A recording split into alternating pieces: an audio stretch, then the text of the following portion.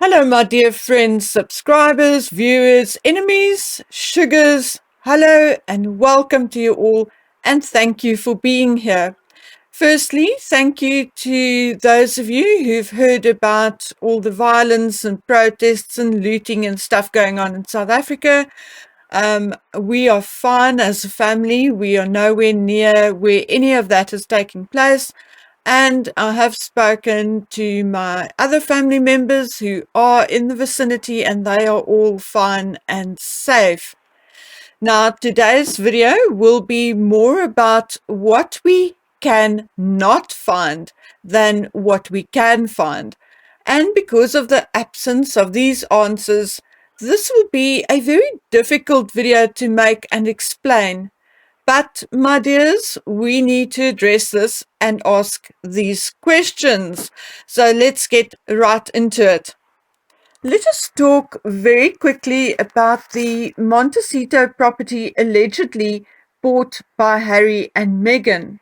The previous owner is listed as Blackbridge LLC, and even though there was a transfer that took place on the 9th of June 2020, the address for Blackbridge LLC is still given as this particular property. The sales price is given as 14,650,000 with a mortgage of $9,522,500 at an interest rate of 2.49%.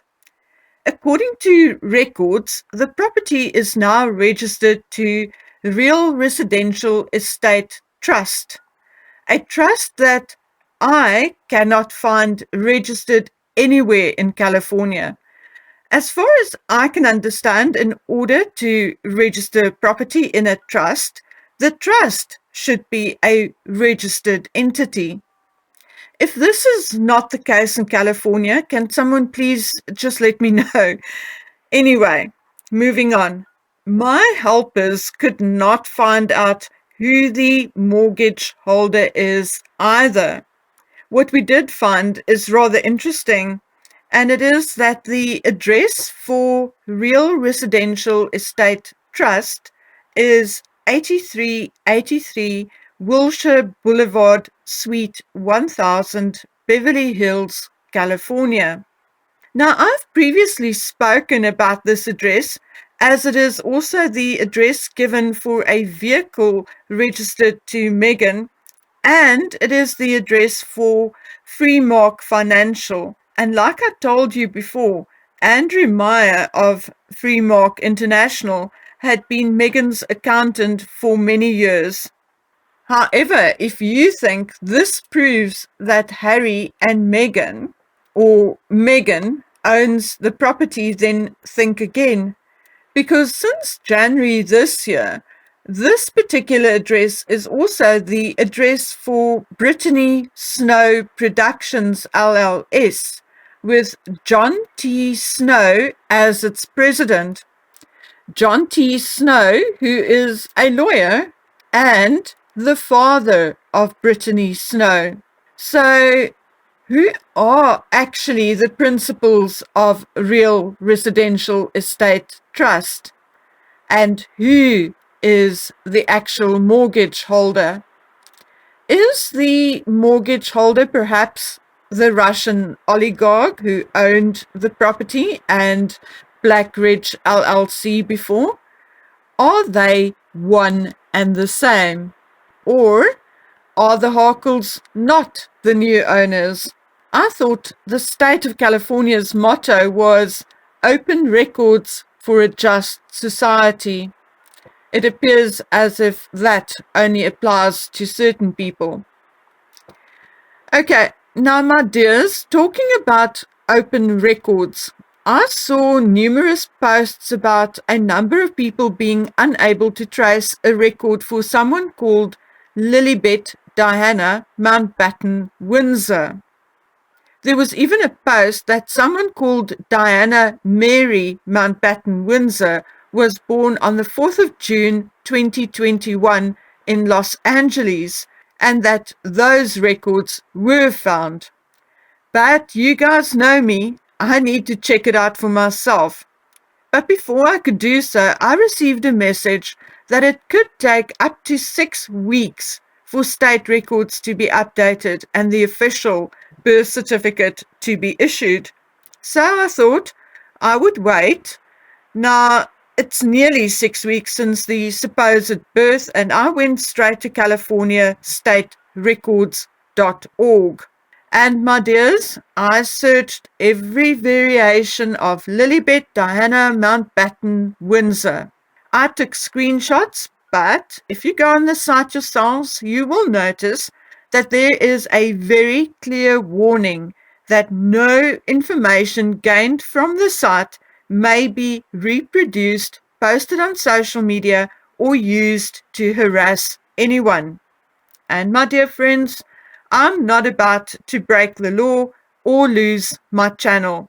I would be absolutely lost if I cannot talk to you. But you are welcome to go look for yourselves. I could not find a Lilibet Diana Mountbatten Windsor anywhere in California. Not Santa Barbara or Los Angeles or Montecito. Absolutely nowhere in California. My dears, I searched for hours. One name, both names, hyphenated surname, non-hyphenated, only Windsor and only Mountbatten. I did, however, find a Mary Mountbatten in the state, but this person appears to be in her late 30s. So, what's up, folks? Where is little Lily? Or should I ask, who is Lilibet Diana Mountbatten Windsor? Now, this leads on to something else, and let's talk about this elusive baby. Something very strange happened. I received an anonymous email from someone with a link and nothing else in the body of the email. Following the link, I landed on a family court page for the state of Colorado. Now, please, please, please understand that I am not, and I repeat, not saying this case has anything to do with the Harkles or the surrogate or Lilibet Diana Mountbatten Windsor. I cannot access details of the parties in this case, so there is no way I can determine whether this has anything to do with them. The case summary refers to a young single mother seeking sole custody of her baby, and the other party is a husband and a wife, and obviously they are also seeking custody.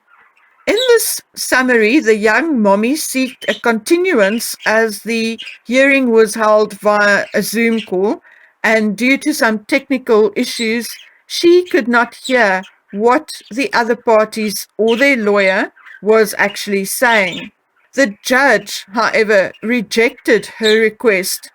And just by reading the summary, I obviously don't know the people or who they are, I felt this young woman was not being treated fairly, whoever she may be. Again, my dears, I am not and cannot say this has anything to do with the Harkles, but it is interesting anyway, and it is quite possible that the Harkles may find themselves in a similar custody or court battle at the moment. Could be, maybe. But it is time, my dears. There are children involved one way or the other, and authorities may not want to investigate on my and Paula M's request, but sooner or later, someone will be angry or brave enough to look into these fake birth certificates, etc. My dears, all I can say on the subject of the Harkle child or children is that I am becoming increasingly uncomfortable, even just talking about it.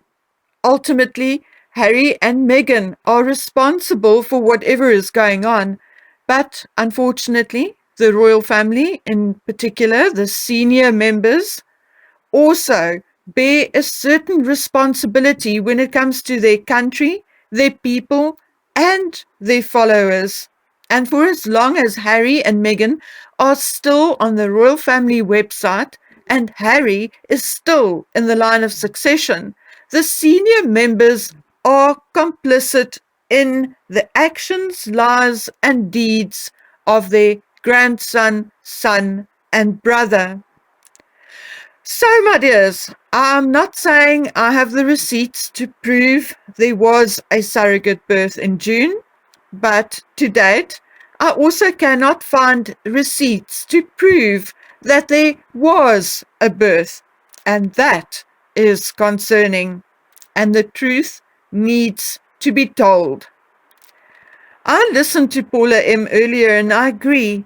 The family may feel that they can't speak up or speak the truth for fear of embarrassing the Harkles. But it is not about embarrassment, is it? It is about lying and fraud, isn't it? No matter how these children came into the world, there are still fake documentation presented to the media, etc., etc.